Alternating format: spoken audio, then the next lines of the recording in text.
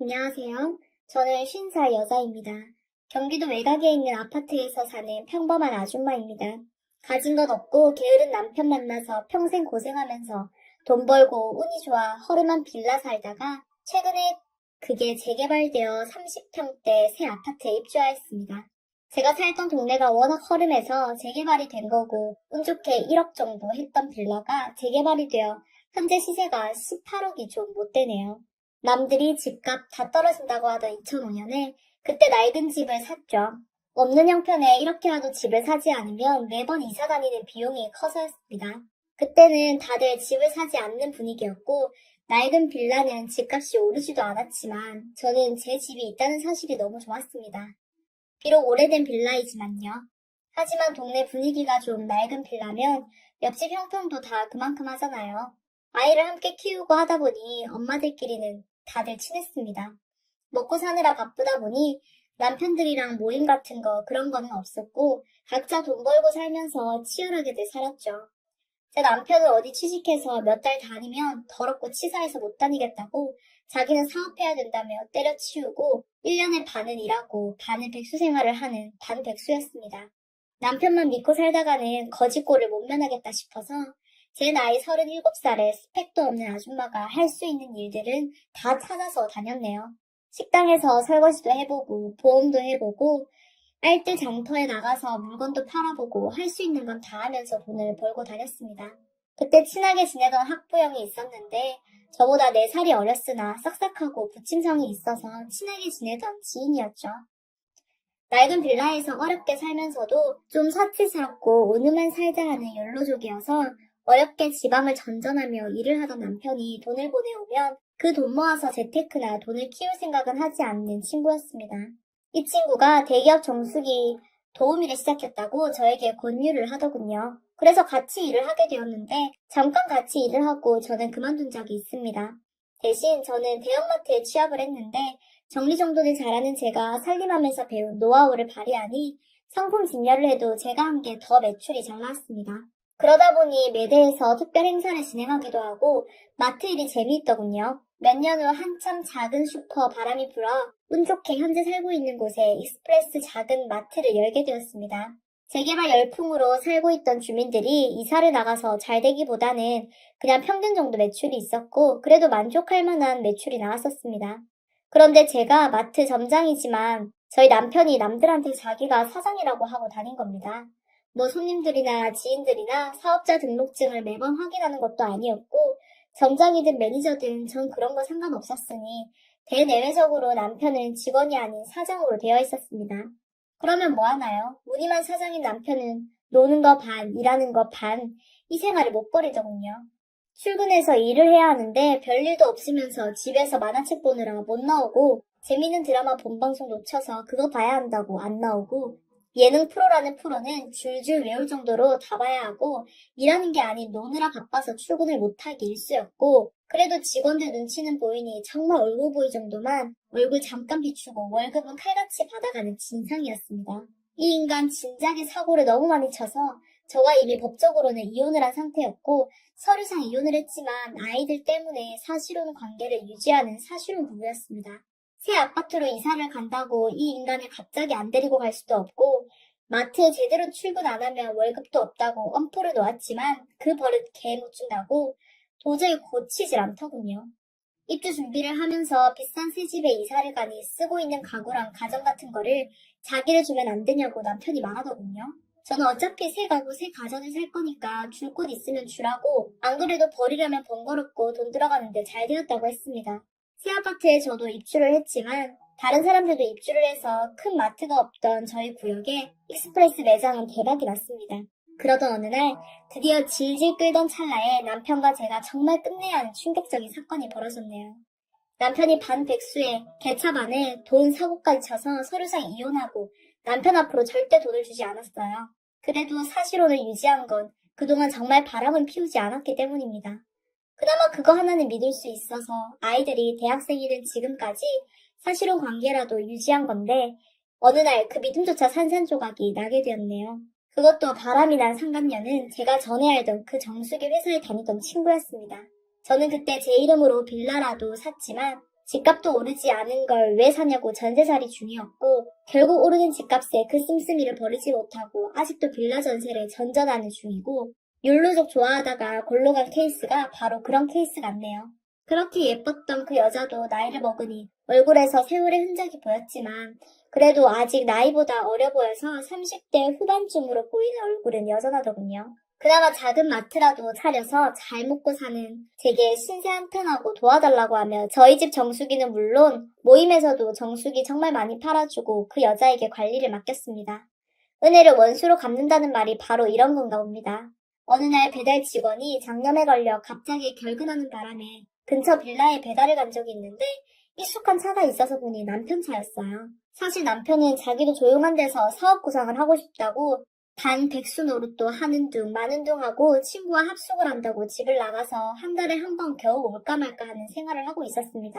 무슨 발명을 하는 친구가 있는데 대박이 난다고 헛바람이 들었길래 나는 돈 투자는 못한다고 하니 그런 거 아니라고 그 친구가 연구하는데 이 일 도와주기로 했다고 핑계를 대는데 사실 남편이 귀찮기도 하고 잘 되었다 하는 그런 생각도 있어서 나가거나 말거나 했습니다. 분명 그 친구는 우리 동네가 아니었는데 남편 차를 보니 좀 이상하더라고요. 전화를 하니 역시나 거짓말로 친구의 회사에 있다고 하더군요. 그런가 보다 하는데 마침 남편이 제가 알던 바로 그 여자와 팔짱을 끼고 나와서 차를 타고 가는 겁니다. 궁뎅이도 구르는 재주가 있다더니 놀고 먹으면서 월급까지 주니 이제 여자 문제까지 일으키는구나. 저놈을 어떻게 박살을 내야 하나. 이런 생각과 또 힘들다고 해서 도와줬다니 나를 배신하고 뒤에서 칼을 꽂은 상간녀까지 이 년놈을 어떻게 밟아버리나 그 생각밖에 안 들더군요. 증거를 먼저 수집해야겠구나 생각했습니다. 단 백수 남편 놈은 월급 때쯤 되면 마트에 며칠 출근을 하는데 자빠져 자는 거 보고 차키 들고 남편 몰래 차에 가서 블랙박스를 보니 어딜 그렇게 돌아다녔는지 아주 증거가 넘치더군요. 그리고 집 놔두고 차에서 불편하게 그 상간녀는 자기는 짜릿한 게 좋다나 뭐라나 나이 50이 넘으니 호르몬도 떨어지던데 아주 상간녀는 아직 팔팔하더군요. 더 이상 증거 수집이고 뭐고 증거는 충분했습니다. 뭐 법적으로 부부도 아닌데 그냥 헤어지면 될 텐데도 그동안 속아온 게 분해서 제 분이 풀릴 때까지는 뭔가 짜릿한 복수를 해야만 했습니다. 남편으로서 어느 정도 포기하고 살았지만 그래도 살 비비고 산 부부인데 헤어지는데도 서로 예의는 있어야 한다고 생각합니다. 더군다나 그 상간녀도 유부녀입니다. 제 남편과 상간녀 모두 부부 생활 중인데 몰래 다른 살림을 차린 거죠. 드디어 월급날 남편 뒤를 밟았습니다. 아니나 다를까 전에 가본 그 빌라가 그 인간들 살림 차린 곳이더군요. 아주 찾기도 쉽게 그 집은 한 층에 집이 한 개라 4층에서 내리는 거 확인하고 따라가서 벨을 눌렀습니다. 누구냐고 하길래 배달 왔다고 하니 배달이요? 라고 하면서 문을 열어주길래 밀고 들어갔습니다. 살림을 차린 것도 알고 있었고 그 인간들 눈 맞은 것도 알겠는데 제가 더욱 놀란 건 그 집에 있던 제 살림들이었습니다. 제가 이사가면서 처분한다고 했던 살림들이 가전이며 심지어 커튼까지 전부 그 집에 데칼코마니처럼 옮겨져 있었습니다. 뭐 이런 것들이 다 있나 기가 막히더군요. 증거도 확보해서 그냥 뒤집어 엎기만 하면 되는데 그 인간들 간담이 서늘하게 해주고 싶었어요. 어이없고 황당해서 그 상간녀한테 너는 남이 쓴 중고를 엄청 좋아하니? 저 인간 수거에 가서 천년만년 같이 살아라. 그게 너에게 어떤 벌인지 네가 벌어 먹이고 살다 보면 그게 바로 지옥인지 깨닫게 될 거다. 하고 악담을 퍼붓고 남편한테는 너는 당장 해고다. 이렇게 딴 살림 차리려고 그동안 월급 준 줄 아냐고. 이제 평생 놀고 먹는 너 꿀빠는 인생 끝났다고. 둘이 잘 지지고 볶고 살라고 하고 나왔습니다. 두 연놈 개 패듯이 패주기라도 하려고 간 건데 저도 너무 놀라서 얼어붙어 있었네요.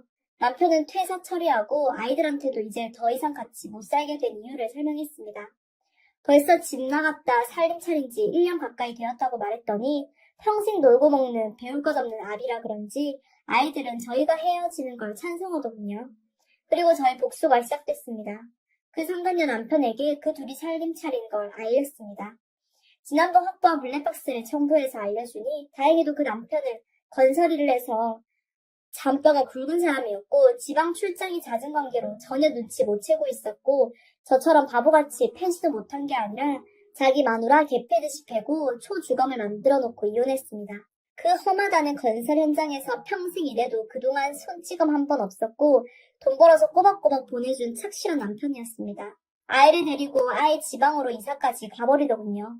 돈 버는 족족 써버리는 상간녀 소비 습관 덕에 그 집 살림도 힘들었던지라 위자료는 당연히 상간녀가 지불해야 했고 돈 한 푼도 없이 이혼했다고 합니다.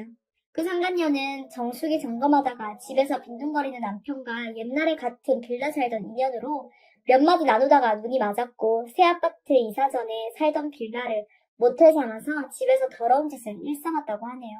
나중에 그 집 남편을 통해서 들은 이야기입니다. 어떻게 바람났냐고 때리면서 물었고 기승전결 다 듣고 나니 자기도 모르게 아주 심하게 때렸더라고 하더군요.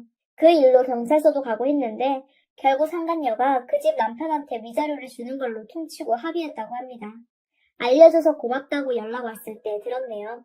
상간녀는 정수기 점검하다가 제가 소개해준 지인들 덕분에 영어파트로 가게 되었고 실적이 꽤 좋아서 승진도 하고 자기 인생에서 제일 돈도 많이 버는 황금기였다고 하네요.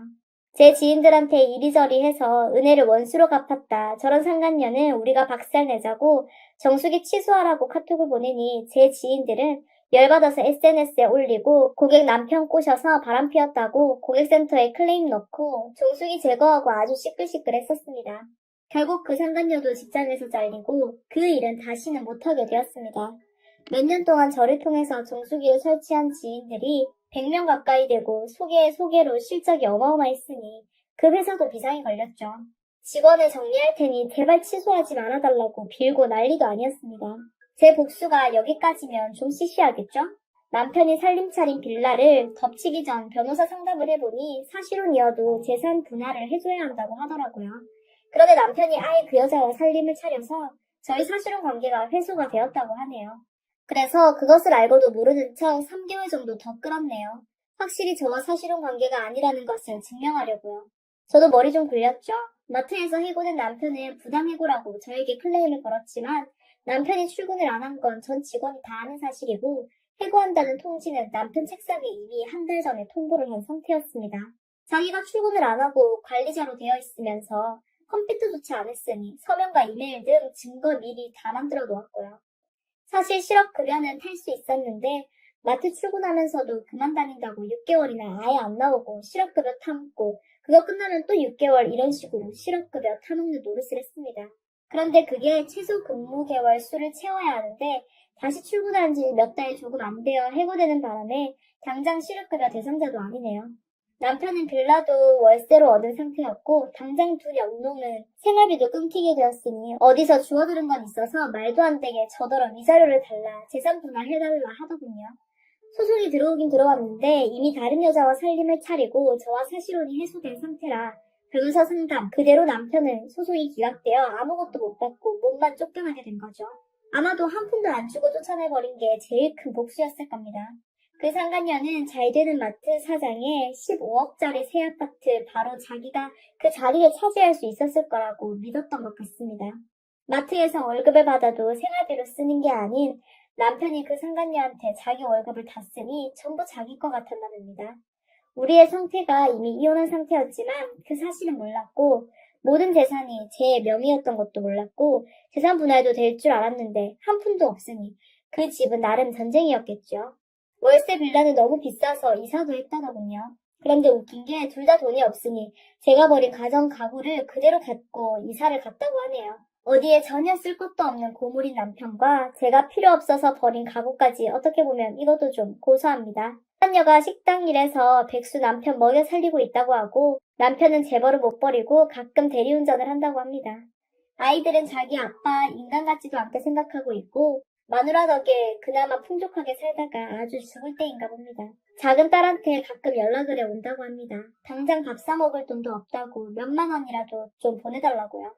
자꾸 그러면 아빠 연락처 차단한다고 매몰차게 거절했다고 하네요. 역시 제 딸답습니다.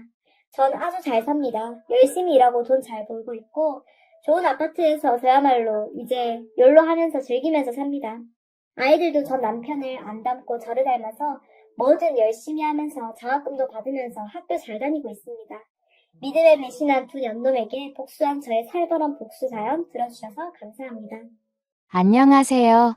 썰라디오입니다. 오늘 소개해드릴 사연은 평범한 부부 모임에 초대받은 한 남성의 이야기입니다. 처음에는 단순한 친목 모임이라 생각하고 가벼운 마음으로 참석했지만 시간이 지나면서 뭔가 이상하다는 걸 느끼게 됩니다. 그곳에서 한 남자가 아내에게 유독 관심을 보였고 모든 것들이 계획된 것처럼 느껴지기 시작했습니다. 저는 그 순간부터 조용히 지켜보기로 했습니다. 그리고 끝까지 기다린 후 완벽한 복수를 준비했습니다. 저는 올해 48, 마케팅 회사를 운영하며 사업을 꾸려나가고 있습니다. 워커홀릭이라는 말을 자주 듣는 편이지만 그만큼 일하는 것이 익숙해져 있었습니다. 하루 종일 고객을 상대하고 직원들을 챙기다 보면 퇴근할 때쯤에는 온몸이 녹초가 되어 있었습니다. 하지만 이렇게 일에 매진하는 이유는 단순했습니다. 가족을 위해서였습니다. 아내와 결혼한 지 8년이 되었습니다. 아내는 저보다 4살 어린 44살, 프리랜서 작가로 활동하고 있습니다. 감수성이 풍부한 그녀와 현실적인 성향의 저는 처음엔 너무나 잘 맞았고, 결혼 후에도 오랫동안 행복했습니다. 하지만 세월이 지나면서 우리는 점점 서로 다른 방향을 바라보게 되었습니다. 저는 회사 일이 바쁘다는 이유로 가정에 소홀해졌고, 아내는 혼자 있는 시간이 길어졌습니다. 그러다 보니 자연스럽게 대화도 줄어들었고, 같은 공간에 있어도 각자 할 일을 하며 지내는 시간이 많아졌습니다. 그러던 어느 날, 아내가 조심스럽게 말을 꺼냈습니다. 우리 요즘 너무 각자의 삶을 사는 것 같지 않아? 순간 가슴이 뜨끔했습니다. 사실 저도 느끼고 있었던 부분이었으니까요. 하지만 저는 대답을 쉽게 하지 못했습니다.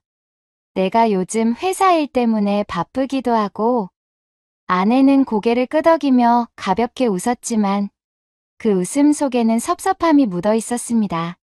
그렇게 시간이 흘러가던 어느 날, 회사 후배 윤석이 다가와 말을 걸었습니다.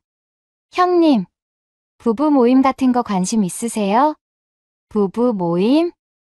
윤석은 활발한 성격을 가진 후배였습니다. IT 스타트업을 운영하며 최근 몇 년 사이 빠르게 성공 가도를 달려온 인물이었죠. 그는 평소에도 사람을 자주 만나고 관계를 맺는 걸 좋아하는 편이었습니다. 생각보다 괜찮아요. 부부들끼리 친목도 쌓고 새로운 사람들도 사귀고 가끔 다 같이 여행도 가고 편하게 즐길 수 있는 자리입니다. 저는 이런 모임에 관심이 없었습니다. 평소에도 인간관계를 유지하는 게 피곤했기에 사적인 모임에 나가는 일은 더욱 꺼리는 편이었습니다. 하지만 윤석은 의미심장한 표정으로 덧붙였습니다.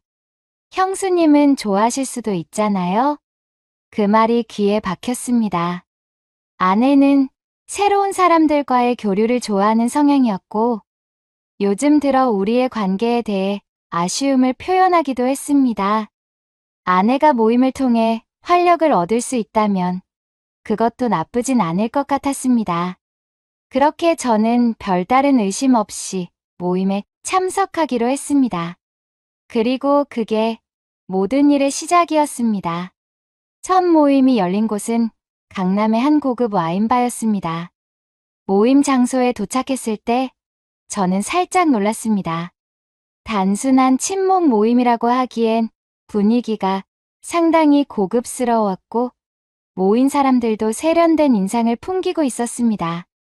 그곳에는 8쌍의 부부가 참석해 있었고 모두들 자연스럽게 대화를 나누며 와인을 즐기고 있었습니다.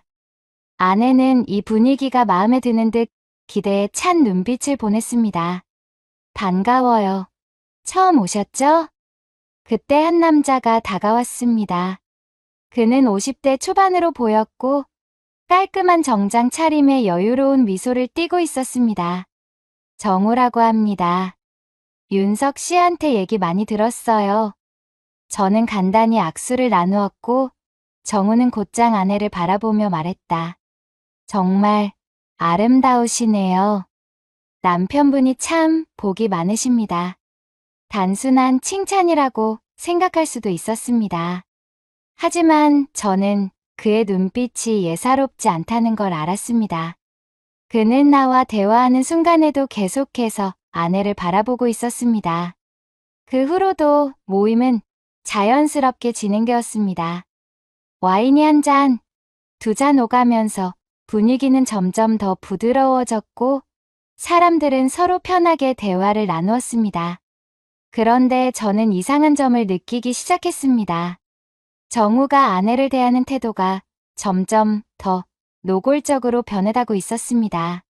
그는 자연스럽게 아내 옆자리에 앉았고 그녀의 말을 경청하는 척하면서 계속해서 손짓과 표정을 활용해 거리를 좁혔습니다. 글을 쓰신다고 들었어요? 감성이 풍부하신가 봐요. 남편분이랑 성격이 많이 다르시겠네요. 그의 말 한마디 한마디는 사소해 보였지만 분명히 의도가 담겨 있었습니다. 나는 그걸 눈치챘지만 아내는 그저 호의적인 관심이라고 생각하는 듯 했습니다. 그리고 그때 정우가 잔을 들어 아내에게 말했다. 우리 한잔 할까요? 오늘부터 친한 사이가 된 기념으로. 그 순간 저는 확신했습니다. 모임이 계속될수록 분위기는 점점 더 부드러워졌습니다. 술이 몇 잔씩 오가고 사람들은 대화에 더욱 집중하기 시작했습니다. 나는 처음엔 단순한 친목 모임이라고 생각했지만 계속해서 느껴지는 이질감이 머릿속을 맴돌고 있었습니다. 정우는 처음부터 아내에게 적극적으로 관심을 보였고 그 관심은 시간이 지나면서 더욱 노골적으로 변해갔습니다. 대화가 오갈 때마다 그는 자연스럽게 아내의 손짓이나 표정을 따라했고 질문을 할 때도 다른 사람들에게 던지는 질문과는 확연히 다른 뉘앙스를 담고 있었습니다. 사실 글 쓰는 사람들은 감성이 풍부해서 감정 교류가 중요하잖아요. 어떤 사람과 시간을 보내느냐에 따라 감정도 많이 달라지고 그 감정을 나눌 수 있는 사람이 곁에 있으면 참 좋죠? 그의 말은 단순한 대화처럼 들렸지만 나는 그 의미를 명확하게 읽어낼 수 있었습니다. 그는 지금 아내에게 당신의 감정을 나와도 나눌 수 있다는 식으로 이야기하고 있었습니다. 아내는 웃으며 가볍게 고개를 끄덕였지만 나는 그의 말이 점점 더 대담해지고 있다는 걸 느끼고 있었습니다. 다른 부부들도 분위기를 자연스럽게 즐기고 있었습니다. 처음 만난 사람들인데도 다들 거리낌 없이 편안하게 대화를 이어갔고 어느 순간부터 부부들 사이에서 신체적인 접촉이 조금씩 늘어나기 시작했습니다. 처음엔 단순한 어깨를 툭툭 치는 정도였던 것이 점점 손을 잡거나 허리를 감싸는 모습으로 변해가고 있었습니다. 그리고 그 분위기 속에서 정우는 계속해서 아내에게 시선을 던지고 있었습니다.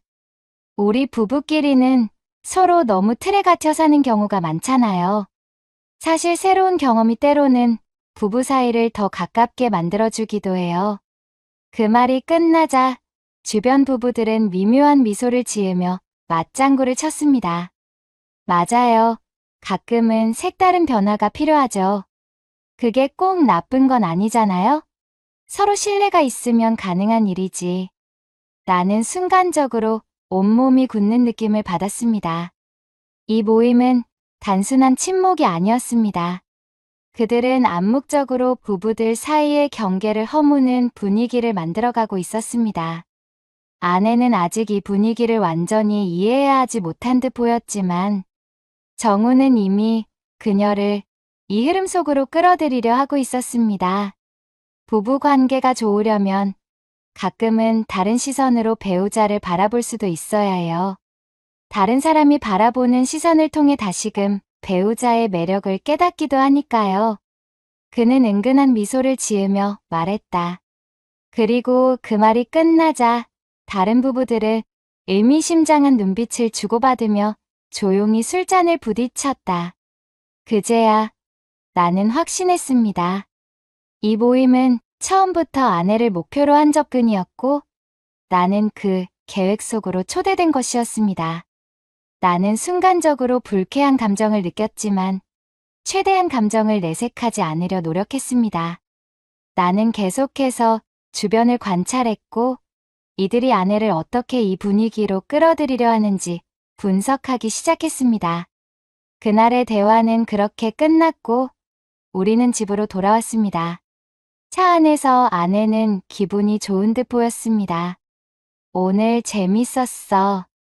사람들도 다 좋고 분위기도 나쁘지 않았고 나는 조심스럽게 물었습니다. 정우 씨, 어땠어? 아내는 별다른 생각 없이 대답했습니다. 친절하더라. 대화도 잘 이어가고 다정한 느낌도 있고 나는 그 말을 듣고 다시 한번 확신했습니다. 정우는 아내에게 처음부터 거리낌 없이 다가갔고 아내는 아직 경계를 풀지는 않았지만 그가 만드는 분위기를 자연스럽게 받아들이고 있었다. 나는 가만히 핸들을 잡고 생각했습니다. 이 모임은 어디까지 갈 수 있을까? 그리고 나는 어디까지 지켜볼 수 있을까? 모임에 참석한 지도 어느덧 3번째였습니다. 처음엔 단순한 친목 모임이라 생각했지만 시간이 지나면서 느껴지는 분위기가 분명 달랐습니다. 단순한 기분 탓이 아니라 이번 모임에서 확실히 알게 되었습니다. 이 모임은 결코 평범한 부부 모임이 아니었습니다. 처음에는 가벼운 대화와 술 한 잔으로 시작되었습니다. 하지만 점점 시간이 지나면서 분위기가 달라졌습니다. 부부들 사이에서 스킨십이 자연스럽게 오가기 시작했고 처음엔 단순한 농담처럼 들렸던 이야기들이 이제는 경계를 흐리는 쪽으로 흘러가고 있었습니다. 정우는 이번에도 아내 곁을 지키고 있었습니다. 지난 2번의 모임에서도 아내에게 유독 관심을 보였던 그였지만 이번에는 그 접근 방식이 더욱 노골적이었습니다. 우리가 벌써 3번째 보는 거네요. 이제 정말 편한 사이가 된 것 같아요. 그는 웃으며 아내에게 말을 걸었고 주변 사람들은 자연스럽게 그 대화에 동조하며 분위기를 맞춰갔습니다. 그러게요. 처음에는 어색했는데 확실히 이런 자리를 자주 가지니까 친해지는 것 같아요. 아내는 별다른 의심 없이 웃으며 답했습니다. 하지만 저는 알 수 있었습니다. 정우는 처음부터 이렇게 분위기를 만들어갈 계획이었고 아내가 조금씩 그 흐름에 적응하도록 유도하고 있었습니다. 그때 한 부부가 말을 꺼냈습니다. 부부 사이에서 가장 중요한 게 뭔지 아세요? 다들 술잔을 들며 그 말을 듣고 있었습니다. 솔직함이죠. 부부끼리는 가끔 다른 시각으로 서로를 바라볼 필요도 있어요. 너무 틀에 갇혀 있으면 오히려 관계가 무뎌질 수도 있고요. 그 말에 몇몇 부부들이 고개를 끄덕이며 맞장구 쳤습니다. 맞아요. 가끔은 새로운 변화를 받아들이는 게 부부 관계에 더 도움이 되기도 해요. 서로를 너무 소유하려 하면 오히려 문제가 될 수도 있고요. 저는 술잔을 들며 조용히 그들의 말을 듣고 있었습니다. 이제 확실해졌습니다. 이 모임은 단순한 친목이 아니라 부부들 사이의 경계를 허물도록 유도하는 분위기를 만들어가는 그룹이었습니다. 정우가 다시 말을 걸었습니다. 부부 관계를 오래 유지하려면 가끔은 서로에게 새로운 시선을 줄 필요도 있어요. 배우자가 다른 사람들에게 어떻게 보이는지 깨닫는 것도 중요하잖아요. 그는 부드러운 미소를 지었지만 그 의미는 분명했습니다. 그렇죠.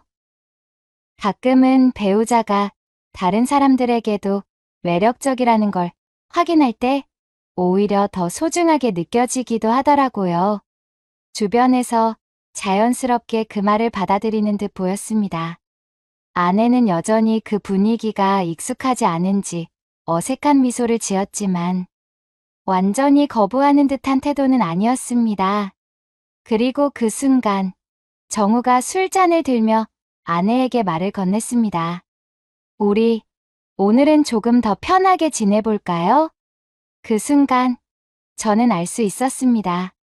이제 한계가 다가오고 있었습니다. 그들은 분위기를 점점 자연스럽게 만들며 상대 배우자가 거부감을 느끼지 않도록 조심스럽게 접근하고 있었습니다. 처음에는 가벼운 농담과 스킨십으로 시작해서 점점 더 대담한 이야기가 오가도록 만들고 있었습니다. 아내가 아직 완전히 그 분위기에 녹아들지는 않았지만 점점 그 흐름을 이상하게 여기지 않게 되는 과정이 진행되고 있었습니다. 이런 분위기가 익숙해지면 부부관계에도 훨씬 도움이 된다니까요. 정우가 부드럽게 웃으며 아내를 바라보았습니다. 나는 가만히 그 장면을 지켜보았습니다. 지금 당장 화를 내거나 자리를 박차고 나가고 싶었지만 그렇게 행동하면 그들은 더욱 교묘하게 접근할 것이 분명했습니다. 나는 아직 이 모임을 완전히 무너뜨릴 준비가 되어 있지 않았습니다. 하지만 이제 결정을 내려야 할 때가 다가오고 있었습니다. 세 번째 모임이 끝난 후 나는 고민에 빠졌습니다. 이미 두 번의 모임을 통해 분위기가 어떤 방향으로 흘러가고 있는지 충분히 파악했지만 직접적인 행동을 취하기엔 아직 부족한 느낌이 들었습니다. 그래서 나는 조금 더 지켜보기로 했습니다. 단순히 아내를 지키는 것이 아니라 이 모임이 어디까지 갈 수 있는지 끝까지 확인한 후 완벽하게 무너뜨릴 방법을 찾기로 했습니다. 그리고 네 번째 모임. 이번에는 아예 호텔 스위트룸에서 열린다는 초대가 왔습니다. 처음에는 저녁 식사 자리라고 했지만 분위기가 점점 더 변하고 있다는 것을 나는 이미 알고 있었습니다. 아내는 처음엔 망설이는 듯 했지만 모임의 분위기가 익숙해진 탓인지 거절하지 않았습니다. 나는 그 자리에서 끝을 보겠다고 결심했습니다. 모임 장소에 도착하자 이미 몇몇 부부들은 와인을 마시며 편안한 분위기를 연출하고 있었습니다. 공간은 이전보다 훨씬 폐쇄적이었고 사람들의 태도도 더 자유로워 보였습니다. 오늘은 정말 분위기가 좋네요. 다들 편하게 즐기면 될 것 같습니다. 정우가 자연스럽게 분위기를 주도하며 말했습니다. 그는 처음보다 훨씬 더 여유로운 표정을 짓고 있었고 무엇보다 아내에게 시선을 자주 보내고 있었습니다. 그리고 그 순간 나는 확신했습니다. 그는 오늘을 기다려왔다는 것을. 술잔이 오가고 대화가 이어졌습니다. 처음엔 가벼운 이야기들로 시작했지만 점점 부부 관계에 대한 이야기로 흘러갔습니다. 사실 부부 사이도 너무 얽매이지만 않으면 훨씬 더 자유롭고 편안할 수 있어요. 우리는 서로를 존중하는 만큼 가끔은 색다른 방식으로 신뢰를 쌓아가기도 해요. 이제는 돌려 말하는 것도 없었습니다. 그들은 본격적으로 부부들 간의 경계를 허물려 하고 있었습니다. 그때 정우가 아내를 바라보며 말했습니다. 오늘은 정말 특별한 밤이 될 수도 있겠네요. 서로 더 솔직해질 수 있는 기회가 될 수도 있고요. 나는 그 순간을 기다렸습니다. 조용히 휴대폰을 꺼내 이 모든 순간을 녹음하기 시작했습니다. 아내는 여전히 분위기를 완전히 이해하지 못한 듯 보였지만 그들에게 자연스럽게 동조하고 있었습니다. 나는 그녀를 질책할 생각이 없었습니다. 지금은 이 모든 모임의 실체를 완전히 드러내는 것이 먼저였습니다. 그리고 마침내 정우가 직접적인 제안을 했습니다. 우리끼리 이렇게 친해졌으니 오늘은 조금 더 특별한 경험을 해보는 건 어떨까요? 순간적으로 방 안이 조용해졌습니다. 하지만 곧이어 다른 부부들이 가볍게 웃으며 맞장구 쳤습니다. 그래요. 너무 어렵게 생각할 필요 없죠. 이미 다들 알고 있는 분위기잖아요. 아내의 표정이 흔들리는 것이 보였습니다. 그녀는 이 말을 듣고서야 뭔가 잘못됐다는 걸 깨달은 듯 보였습니다. 하지만 이미 분위기는 흘러가고 있었습니다. 그 순간 나는 자리에서 일어났습니다. 아내에게 손을 떼는 게 좋겠습니다. 방 안이 순간적으로 정적에 휩싸였습니다. 나는 그들의 표정을 찬찬히 바라보며 천천히 말을 이었습니다. 지금까지의 대화, 그리고 이 자리에서 오간 이야기들 모두 녹음했습니다. 사람들의 얼굴이 순식간에 굳어졌습니다. 정우도 마찬가지였습니다. 그는 여유로운 미소를 유지하려 했지만 입술이 미세하게 떨리고 있었습니다. 무슨 말씀을 하시는 거죠? 말 그대로입니다. 처음부터 알고 있었습니다. 이 모임이 단순한 친목 모임이 아니라는 것도, 처음부터 제 아내를 노리고 접근했다는 것도요. 아내가 내 쪽을 바라보며 얼굴이 하얗게 질렸습니다. 나는 그녀를 향해 천천히 말을 이었습니다. 아직 늦지 않았어. 이제 결정해. 아내는 긴장한 얼굴로 정우와 나를 번갈아 바라보았습니다. 그리고 천천히 자리에서 일어나 내 옆으로 다가왔습니다. 이 모임, 이제 끝입니다. 나는 단호하게 말하며 휴대폰을 들었습니다. 이 녹음 파일, 어디로 보낼지 정하는 건 어렵지 않습니다. 여기에 있는 분들 중 이 파일이 공개되는 걸 원치 않는 분들도 많겠죠? 그제야 방 안은 완전히 얼어붙었습니다. 정우는 더 이상 아무 말도 하지 못했고, 다른 부부들도 서둘러 자리를 정리하기 시작했습니다. 나는 아내의 손을 잡고 자리를 떠났습니다. 그날 이후 우리는 모임에 다시 나가지 않았습니다. 아내는 처음엔 믿을 수 없다는 표정이었지만 시간이 지나면서 이 모임의 분위기가 어떤 식으로 자신을 변화시키려 했는지 깨닫게 되었습니다. 나는 그녀를 비난하지 않았습니다. 오히려 처음부터 이를 막지 못한 내 잘못이 크다고 생각했습니다. 하지만 확실한 건 이 모임은 처음부터 잘못된 것이었고, 우리는 이제 그들과 완전히 선을 그었다는 것이었습니다. 미안해. 아내가 조용히 말했습니다. 나는 고개를 끄덕이며 대답했습니다. 우리 다시 시작하면 돼. 지금까지 부부 모임에서 점점 선을 넘는 분위기를 감지한 사연자, 그리고 끝까지 지켜본 후 완벽한 반격을 준비한 이야기를 전해드렸습니다. 어떠셨나요? 단순한 친목 모임이라고 생각했던 곳이 사실은 은밀한 목적을 가진 모임이었다면 여러분은 어떤 선택을 하셨을까요? 사연자분은 끝까지 지켜본 후 완벽한 타이밍의 판을 뒤엎으며 자신의 배우자와 관계를 다시 되돌릴 수 있었습니다. 하지만 만약 조금만 더 늦었더라면 상황은 어떻게 달라졌을까요? 여러분의 생각이 궁금합니다. 댓글로 여러분의 의견을 남겨주세요. 그리고 이런 이야기들이 흥미로우셨다면 구독과 좋아요도 부탁드립니다. 사실 많은 분들이 구독을 고민하시다가 그냥 지나치곤 하시는데요. 하지만 여러분의 구독 하나가 저희에게는 정말 큰 힘이 됩니다. 혹시라도 망설이셨다면 지금 한 번만 눌러주시면 어떨까요? 바로 취소해도 좋으니 한 번만 눌러봐 주시면 감사하겠습니다. 그럼 저는 더 흥미롭고 현실보다 더 현실 같은 이야기로 다시 찾아오겠습니다. 지금까지 썰라디오였습니다. 감사합니다. 안녕하세요. 오늘은 들꽃야담 1시간 몰아보기입니다. 즐거운 시청 되세요. 머슴과 바람난 황간의 아내. 옛날 경기도의 작은 마을에는 가난한 희진이라는 처녀가 살고 있었어요. 희진은 어렸을 때부터 마음이 여리고 책임감이 강한 여인이었습니다. 아버지가 돌아가신 후 집안의 장녀로서 어린 동생들을 어머니와 돌보며 생계를 이어가고 있었지요. 그러던 어느 날 한 낯선 여인이 마을에 들어왔어요.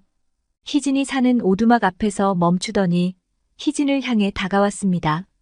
내가 이 집 큰딸 희진이 맞느냐? 희진은 매파의 낯선 목소리에 놀라 고개를 끄덕였어요. 아주 예쁘게 생겼구나. 어머니 계시니? 이때 어머니가 방에서 나오며 매파를 반겼지요. 어서 오시오. 그래 좋은 자리가 생겼어요. 희진 어머니, 이번에 아주 좋은 자리가 났지 뭐예요. 희진이가 그 집으로 시집만 가면 앞으로 밥 먹고 사는 데는 걱정이 없이 해준다고 했으니께. 어떤 집인데 그렇게 해주신대요. 나랏밥을 먹고 있는 안전한 직업을 갖고 있고 직위가 높아서 모아놓은 돈도 많다지 뭐요. 소문난 알부자라오. 그런 집에서 우리 희진이를 데려간다는 말이에요. 더구나 친정집까지 먹여 살리면서요. 그러니께 희진이가 복이 넝쿨째 굴러왔지 뭐요. 희진아, 내가 가족들을 위해서 그 댁으로 시집을 가는 것이 최선의 방법이야. 내 아버지가 돌아가시고 내 어머니가 너희들 먹여 살리느라 얼마나 고생이 심하시니 여자 혼자 몸으로 쉬운 일이 아니지. 그나마 아직은 애들이 어려서 먹는 것이 적으니 낫지. 조금 더 크면 쌀독에 쌀이 남아나지 않는다니까? 희진은 말을 꺼내지도 못한 채 매파를 그저 바라보았어요. 내가 환관의 집으로 시집을 가면 그곳에서 잘 먹고 잘 입고 살게 될 거야. 그리고 내 가족에게도 넉넉한 돈을 준다고 했단다. 너와 내 가족이 더는 굶주릴 일이 없을 것이야. 희진은 갑작스러운 상황에 어안이 벙벙했지요. 환관이라니요. 제가 환관에게 시집을 간단 말이에요. 매파는 희진의 손을 잡고 부드럽게 말했어요. 환관이란 것이 중요한 게 아니란다. 너는 그저 그곳에서 호강하며 살면 돼. 더 이상 내 어머니와 동생들이 굶주리지 않게 할 방법으로 최고지. 어차피 자식을 가질 수 없는 몸이니 내가 가서 아이 낳느라 고생할 일은 없을 거다. 희진은 매파가 하는 말을 알 것 같았어요.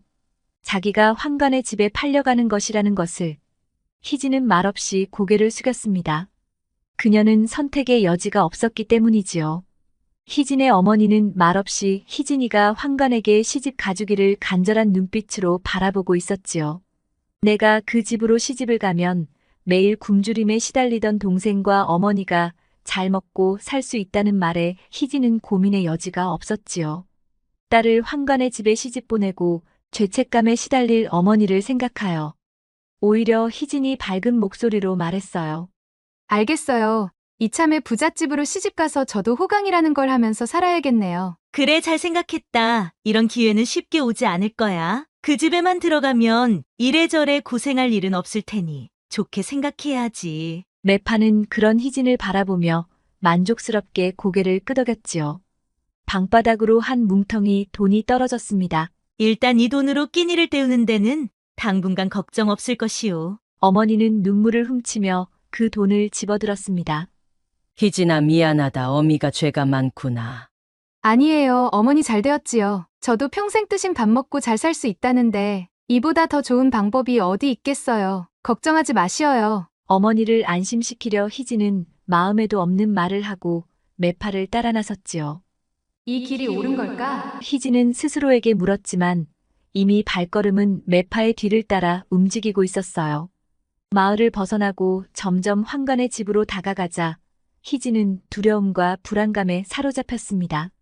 환관의 집에 도착했을 때 희진은 그저 눈앞에 펼쳐진 거대한 저택을 바라보았어요. 이곳은 희진이 상상할 수 없을 정도로 호화로웠습니다. 문이 열리자 하인들이 나와 희진을 맞이했어요. 비단으로 꾸며진 신방은 마치 하늘에서 내려온 듯 아름다웠습니다. 금빛 자수로 장식된 커튼이 사방을 들이우고 곳곳에 은은한 향초가 밝혀져 있어 마치 꿈속에 들어온 듯 했어요. 희진은 어리둥절하면서도 가슴이 두근거렸습니다. 이런 곳에서 지낼 수 있다니 믿기지 않았어요. 내가 정말 이 방의 주인인가? 이 모든 게 꿈은 아니겠지? 그때 나이가 지긋해 보이는 중년의 남자가 희진을 반겼어요. 환관은 희진을 다정히 바라보며 말했습니다. 내가 희진이구나. 어서 오거라. 단정해 보이는 것이 이 집에 어울릴 것 같구나. 이 방은 이제 내 방이니 무엇이든 필요한 것이 있으면 말하거라. 희진은 그동안 좁은 방 안에서 온 가족이 옹기종기 모여 누워 자던 밤들을 떠올렸습니다. 부모님과 동생들과 함께 몸을 부비며 잠들었던 그 시절이 너무도 익숙했지요. 그런데 하루아침에 커다란 비단 이불 속, 그리고 그녀 옆에 누운 낯선 남자의 존재, 희진의 심장을 조여왔습니다. 희진의 어린 마음엔 여전히 두려움과 낯설미 가득했지요.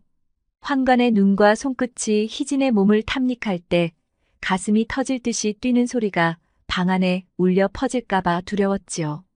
희진은 비단 이불의 부드럽고 고운 촉감을 느낄 마음의 여유도 없었답니다. 환관의 손길이 그녀의 곳곳을 스칠 때마다 희진은 이불 끝자락을 움켜잡으며 그 밤을 견뎌야 했지요. 하인들은 그녀를 마님이라 부르며 집안의 안주인으로 예우했고 환관 역시 희진을 부인으로서 존중하며 잘 대접해 주었지요. 그러나 마음 한구석에는 여전히 자신이 팔려온 존재라는 생각이 남아 있었어요. 희진은 그 감정을 떨쳐내고자 결심했습니다. 내가 이 집에서 어떤 역할을 할 수 있을까? 하고 스스로에게 물으며 이 집안을 더 잘 관리하고 부를 키우기로 마음먹었지요. 어느 날 저녁 희진은 환관에게 조심스레 제안했습니다. 대감, 제가 집안의 살림을 맡아 관리해보고 싶습니다. 환관은 희진의 말에 잠시 놀란 듯 했지만 이내 미소를 지으며 대답했어요. 이미 안 살림은 부인이 맡아 하고 있는데 무슨 살림을 더 맡아보겠다는 말이오? 대감, 안살림만으로는 부를 축적하는 데 큰 도움이 되지 않으니 소작 관리까지 맡아 하고 싶습니다. 그건 김서방이 하고 있지 않소. 부인이 신경 쓰지 않아도 될 일인데. 아니옵니다. 소인이 이 집안을 더 일으켜보고 싶습니다. 대감께서도 궁궐에 계시는 날이 많으시니 저도 할 일을 맡아 적적함을 달래고자 하옵니다. 소작 일까지 제가 맡아보도록 허락해 주십시오. 부인의 뜻이 그렇다면 어디 한번 해보시오. 김서방에게 일러 부인을 도와드리라 하겠소. 감사하옵니다, 대감. 희진은 그날부터 집안 살림을 맡아 관리하게 되었지요. 희진은 집안의 재정을 살피던 중 환관이 소작인들에게서 거두어들이는 세금이 예상보다 적다는 사실을 알게 되었습니다. 그녀는 소작인들과 직접 대면하기 위해 소작인들을 찾아갔지요. 대감께서 자네들에게 거두는 세가 생각보다 적은 것 같구나. 무슨 특별한 이유가 있는가? 마님, 이 땅은 너무 척박하여 농사를 짓기 어렵습니다. 몇 해 동안 가뭄이 심해 수확이 잘 안 되었습니다. 희진은 농부의 말을 듣고 고개를 끄덕였어요. 그러나 그녀는 단순히 문제를 듣고 넘어가는 대신 다른 방법을 찾기 시작했어요. 그렇다면 이렇게 합시다. 내가 더 좋은 종자를 가져오고 저수지에 물을 끌어올 수 있게 하겠소. 대신 수확이 많아지면 그것에 맞게 세를 더 거두겠네. 어떤가? 소작인들은 이 제안에 모두 흔쾌히 동의했습니다. 희진은 집안에서 묵혀두었던 재산 중 일부를 풀어 좋은 종자를 사들였고 인근 마을에서 물을 끌어올 수 있는 장치를 설치하도록 했어요. 그 결과 다음 해에 소작인들이 경작하는 땅에서는 풍년이 들었고 집 안으로 들어오는 세금도 많이 늘어나기 시작했습니다. 환관은 이러한 희진의 활동을 눈여겨보고 있었습니다. 그녀가 똑똑하게 집안 살림을 늘리고 소작인들과의 관계를 통해 부를 축적하는 것을 보며 환관은 점차 희진에게 더욱 많은 권한을 주기 시작했어요. 부인 이렇게 집안을 잘 꾸려 나갈 줄은 몰랐구려. 희진은 환관의 칭찬을 들으며 자신감을 얻었고 그녀의 영향력은 집안에서 점점 더 커졌습니다. 이제 그녀는 단순히 팔려온 존재가 아니라 집안의 중요한 실권자가 되어 있었지요. 하지만 평화롭고 안정된 생활은 오래가지 않았습니다. 환관은 왕을 모시는 직책이므로 집을 비우는 날이 많았고 그때마다 희진은 홀로 밤을 지내야 했지요. 환관이 집을 비우는 날이면 희진은 외로운 밤을 보내기 위해 술을 한 잔씩 마시며 잠을 청하곤 하였지요. 그날도 희진은 허전한 마음을 달래려 술을 마시기 시작했습니다. 처음엔 한두 잔으로 시작했던 술이 갈수록 늘어나게 되어 고주망태가 될 때까지 마시는 날도 부쩍 늘어났답니다. 그날도 술에 취한 희진은 조금 더 취기를 즐기고 싶어 혼자 술잔을 기울였습니다. 술이 들어갈수록 마음속에 있던 불안과 외로움이 잠시나마 사라지는 듯 했습니다. 그러나 취기가 오르자마자 희진은 몸이 무거워지고 눈앞이 흐려지기 시작했습니다. 급히 변소에 가고 싶은 희진은 비틀거리는 몸을 이끌며 밖으로 나섰습니다. 시원하게 볼일을 본 희진은 휘영청달 밝은 밤 차가운 바람이 그녀의 얼굴을 스치며 정신을 깨우려 했지만 술에 취한 희진의 몸은 쉽게 따라주지 않았습니다.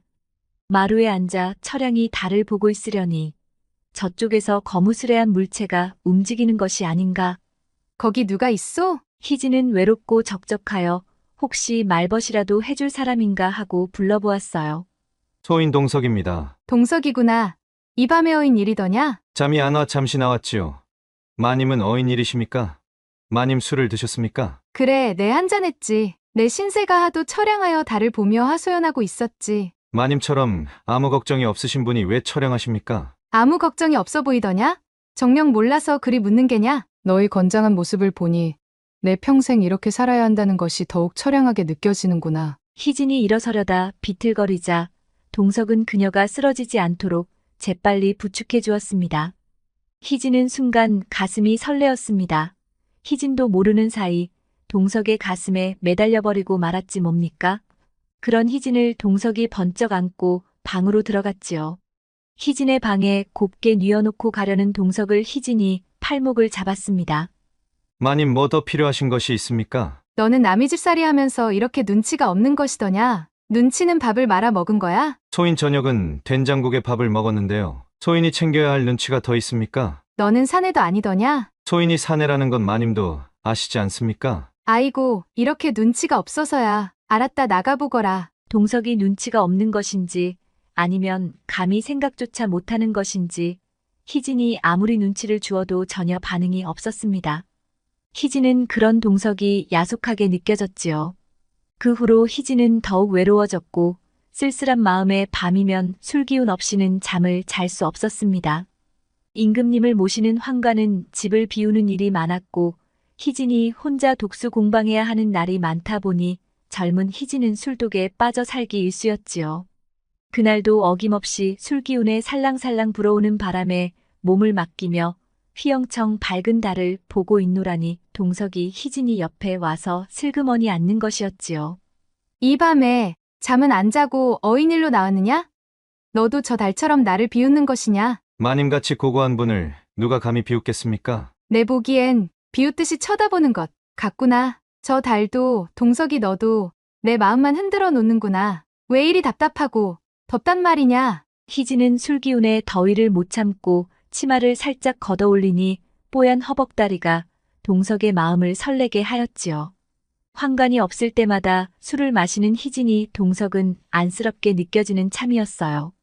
희진이 자기가 모시는 상전이기에 동석은 언감생심 연정을 품을 수 없고 그저 안쓰럽게 지켜보고만 있었습니다. 그런데 오늘은 왠지 희진이 더욱 안쓰럽고 품고 싶다는 마음이 간절했지요. 더구나 뽀얀 희진의 허벅다리는 피 끓는 청춘인 동석의 욕정을 참기엔 한계가 느껴졌고 달빛에 비친 복숭아처럼 발그스름한 희진의 얼굴이 동석이를 더욱 불끈거리게 했던 것이지요. 대감마님께 맞아 죽는 한이 있더라도 오늘만큼은 못 참겠습니다. 동석이 희진을 번쩍 안고는 희진의 방에 들어갔지요. 희진이 술기운에 하늘로 몸이 붕 뜨는 것 같더니 희진이 그토록 간절히 원했던 사내다운 사내를 느끼게 되었지 뭡니까? 환관의 손맛만 느꼈던 희진은 제대로 된 동석의 큼지막한 것이 희진의 깊은 곳을 들락날락하니 희진의 옹달샘은 넘쳐 흐르고 천당인지 지옥인지 모를 맛을 느끼고 말았답니다. 내가 이런 기분을 느끼다니 이것이 이리도 좋았던 것이란 말인가? 희진은 비로소 건장한 사내의 아랫도리 맛을 제대로 보았고 환관이 없는 밤이면 동석을 기다리게 되었지요. 환관이 없는 밤이면 동석과 꿈같은 밤을 보내게 된 희진은 복사꽃처럼 어여쁜 새색시가 되었고 그렇게 둘의 사랑은 깊어져 갔지요. 그렇게 둘의 사랑은 깊어져 갔고 하지만 사랑의 흔적은 남는 법이었습니다. 어느 날부터 희진은 자신의 달거리가 멈추고 배가 서서히 불러오는 것을 느끼기 시작했습니다. 처음엔 단순히 몸이 조금 붓는 것으로 생각했지만 시간이 지나면서 배가 눈에 띄게 불러오는 것을 깨달았습니다. 그녀는 믿을 수 없었지만 얼마 지나지 않아 자신에게 찾아온 것이 새로운 생명임을 확신하게 되었습니다. 희진은 임신한 지 몇 달이 지나면서 점점 배가 불러오는 것을 감출 수 없게 되었어요.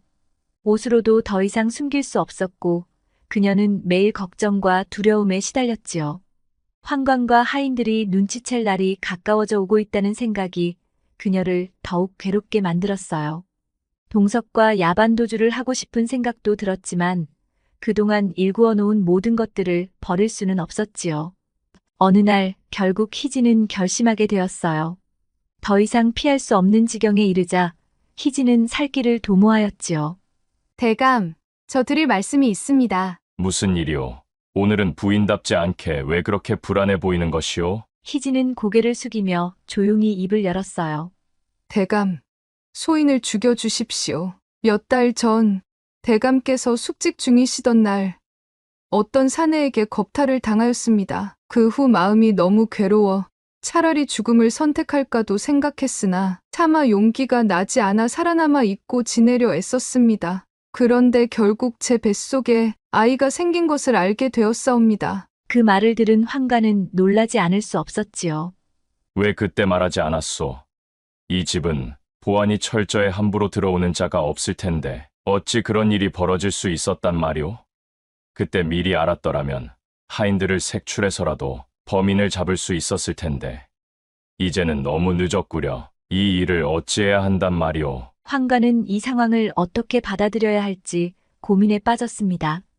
그동안 그녀가 보여준 신뢰와 헌신을 생각하며 배신하려는 의도가 아니었음을 알 수 있었지요. 그러나 환관은 이 상황을 어떻게 처리해야 할지 쉽지 않았습니다.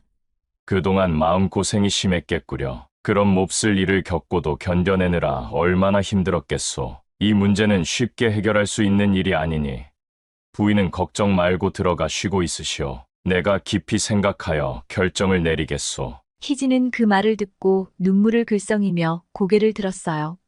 그녀는 자신이 배신자로 여겨질까봐 두려웠지만 환관의 따뜻한 말에 조금 안심할 수 있었지요.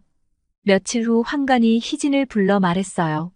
누구의 씨인지 알 수 없으나 부인 뱃속에서 자라고 있는 아이는 이제 당신 자식일 뿐 아니라 내 자식과도 다름없소. 그러니 멀리 아무도 모르는 곳으로 가서 그 아이를 낳고 오시오. 내가 그 아이를 양자로 삼겠소. 어차피 나에게는 후계자가 없으니 내 자식으로서 키우겠소. 그 순간 희진은 환관의 배려와 너그러운 마음에 깊이 감동했어요. 그동안의 괴로움과 두려움이 한순간에 사라지는 듯 했지요.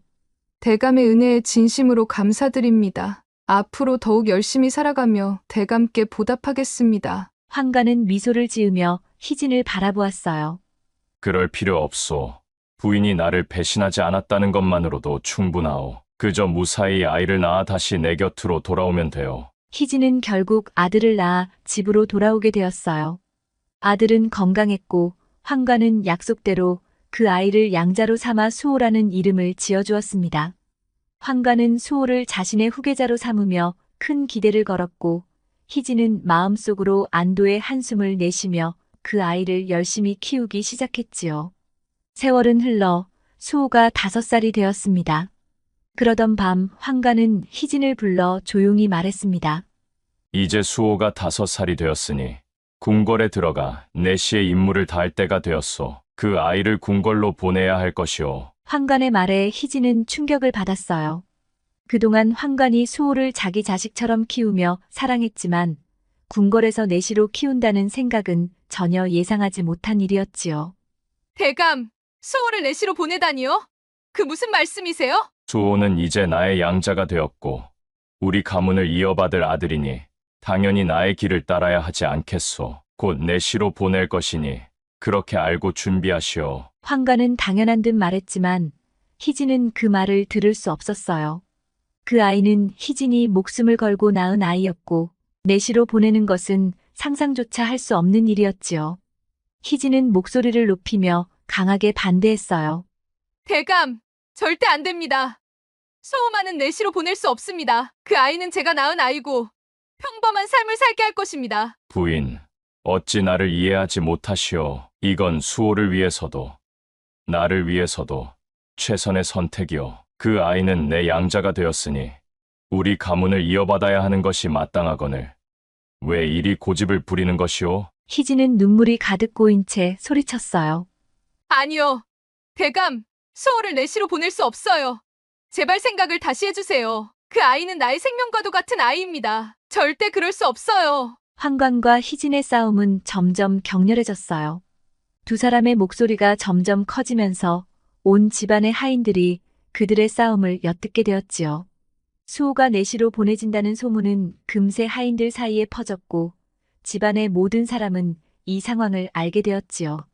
집안은 차가운 긴장감으로 가득 차 있었어요.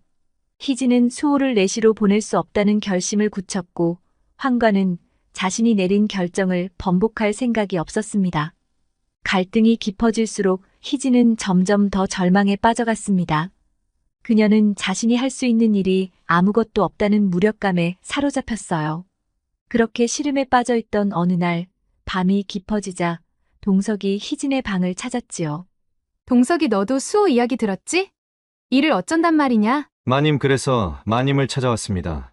마님께 말씀드리지 않은 비밀이 있어온데 한 가지 방법밖에 없습니다. 이제 저도 제 비밀을 모두 말해야 할 때가 온 것 같습니다. 희진은 그가 무슨 말을 하려는지 의아해하며 그를 지켜보았어요. 저는 단순한 하인이 아닙니다. 사실 저는 궁궐에서 한관 나리를 은밀히 감찰하라는 명을 받고 온 자입니다. 희진은 그 말을 듣고 충격에 빠졌습니다. 감찰? 누가? 왜? 대감을 감시한단 말이냐? 희진은 의심 가득한 표정으로 동석을 바라보았지요. 한관은 오래전부터 자신의 권력을 이용해 부를 축적해왔습니다. 그러나 그 부에 대해 임금님께서 압력을 가하시자 한관은 이에 앙심을 품고 반역을 계획하기 시작했지요. 임금님을 몰아내려는 음모를 꾸미며 더 큰 부를 축적하는데 혈안이 되어 있었습니다. 그래서 임금님께서는 한관의 부당한 축제와 음모에 대한 증거를 모으고 그 계략을 염탐하기 위해 저를 이 집의 하인으로 은밀히 보내셨지요. 희진은 믿을 수가 없었어요. 그런 희진을 알아차린 동석은 말을 이어갔습니다. 저는 그동안 이 집에서 그가 부당하게 쌓아온 부에 대한 문서와 증거들을 모아왔습니다. 이 증거들로 한관을 제거하고 수호를 지킬 수 있습니다. 희진은 동석의 말을 듣고 혼란스러웠습니다. 자기 손으로 불을 키워온 집안이 반역에 쓰일 줄은 전혀 예상하지 못한 일이었기 때문이지요. 하지만 한편으로는 동석의 계획이 수호를 구할 수 있는 유일한 방법일지도 모른다는 생각이 들었습니다. 하지만 그동안 내가 이 집안을 관리하며 재산을 키워왔는데 그게 증거가 될 수 있겠느냐? 동석은 고개를 저으며 말을 이어갔습니다. 아닙니다. 마님이 관리한 재산은 극히 적은 일부입니다. 제가 수집한 자료에 따르면 한관에게는 마님이 모르는 어마어마한 재산이 따로 있습니다. 그 재산은 대부분 비밀스럽게 관리되고 있으며 김서방이 따로 관리하는 것으로 알고 있습니다. 희진은 다시 한번 놀랐습니다. 자신이 그토록 꼼꼼하게 관리해온 집안의 재산 외에도 환관에게는 그녀가 전혀 알지 못했던 막대한 재산이 따로 있다는 사실을 알게 된 것이었지요. 대감에게 그런 재산이 있었다니 난 전혀 몰랐어. 그동안 김서방이 그렇게 바쁘게 움직인 것도 모두 그 재산들을 관리하기 위함이었구나. 그렇습니다. 그 재산을 활용해 환관은 세력을 확장하고 있었으며 반역을 꾀하기 위해 사병을 키우고 있습니다. 희진은 이제야 모든 퍼즐이 맞춰지기 시작했어요. 그동안 자신이 불리는 재산에 대해 환관은 그저 잘한다는 말만 할 뿐 재산이 어떤 과정으로 얼마나 불어나는지엔 큰 관심을 두지 않았지요. 환관의 서재에 쌓여가던 문서들과 괴짝들이 무엇을 의미하는지도 이제야 분명해졌습니다.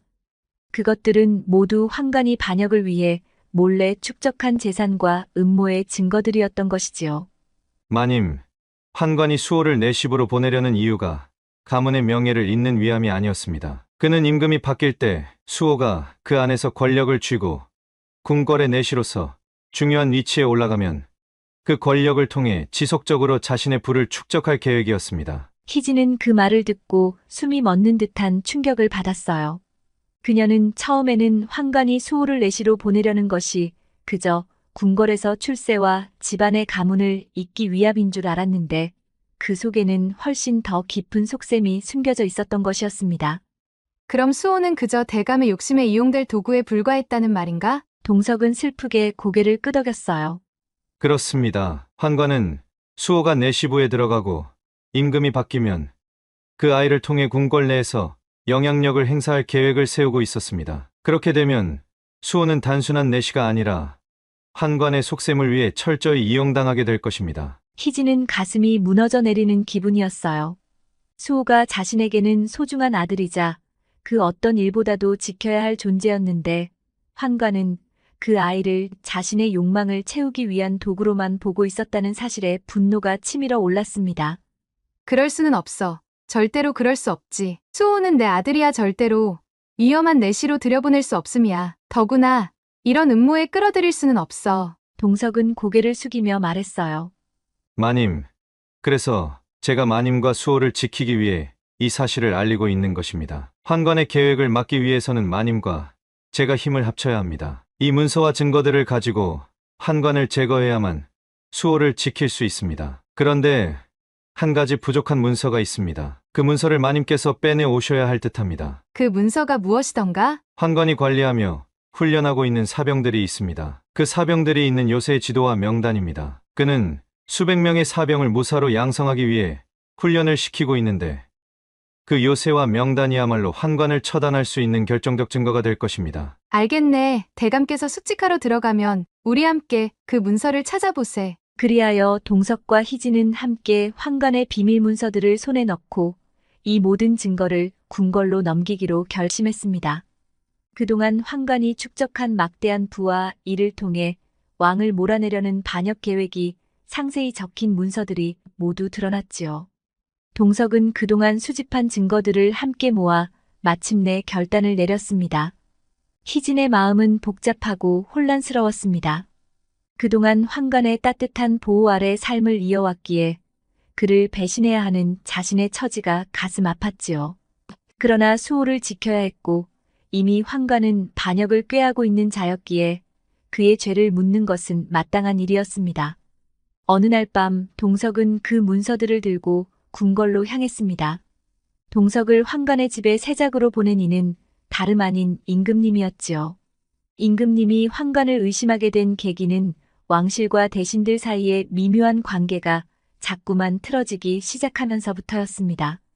한때 충성스럽고 원만했던 대신들 사이에 갑자기 불화가 일어나고 후궁들 간에도 알 수 없는 소문과 갈등이 생겨나는 일이 잦아졌지요.